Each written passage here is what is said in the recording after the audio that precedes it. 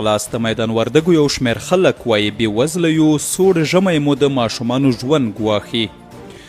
د میدان وردګو ولایت اوسیدونکي وایي سږ دغه ولایت کې د واورو ورښت وختي پیل شوی او سړې هوا خلک سخت اندېښمن کړي دي.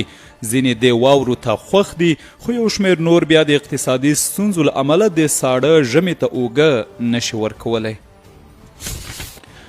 په افغانستان کې صرافانو کاربندیز اعلان کړ. په افغانستان کې صرافانو کاربندیز اعلان کړی. د صرافانو او پولي خدمتونو د سراسري شورا له لوري خپره شوې خبرپاڼه کې راغلي تر کومه پورې چې د دوی ستونزې هوارې نشي د صرافۍ مارکیټونه به تړلي وي.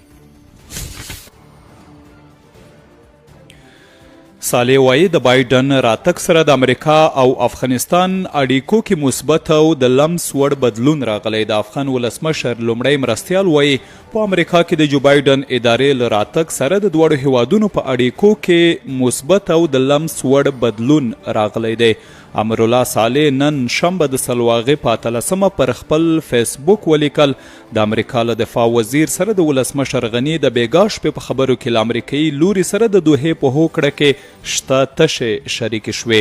د افغانستان د دفاع وزارت مرستیال شاه محمود میاخیل بیا وایي په دغو ټلیفوني خبرو کې د امریکا دفاع وزیر له افغان ځواکونو د ملاتړ او همکارۍ ډاډ ورکړ.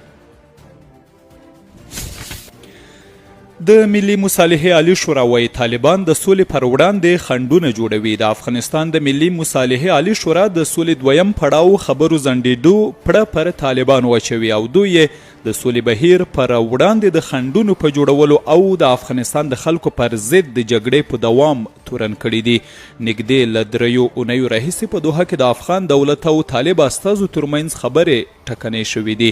ټاکل شوې دواړه غاړې د خبرو لپاره اجنډا یا موضوعګانې وټاکي، خو تر اوسه دواړو لورو د خبرو د بحث لپاره کومه اجنډا نه ده ټاکلې.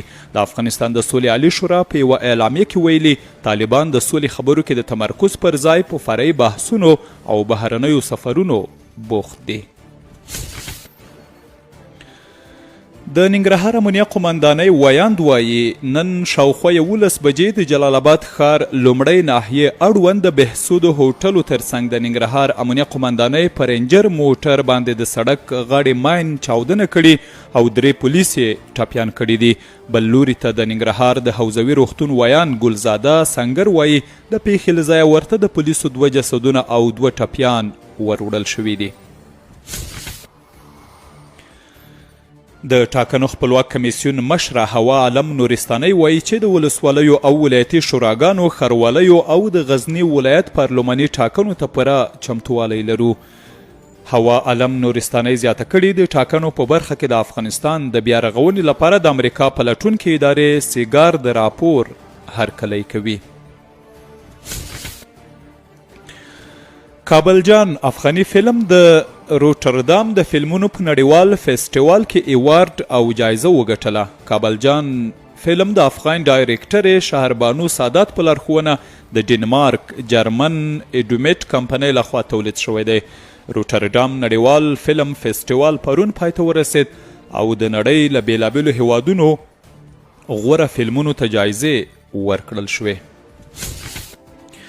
دا هم د نړۍ حال. بلینکن وایي امریکا شینجین تبت او هانګ کانګ کې د بشري حقونو ملاتړ کوي. د امریکا د متحده ایالتونو د بهرنۍ چارو وزیر انتوني بلینکن وایي جګپوړي چینایي ډیپلوماټ یانګ جیچي ته یې ویل چې متحده ایالتونه په شینجین تبت او هانګ کانګ کې د بشري حقونو او ډیموکراتیکو ارزښتونو ملاتړ کوي.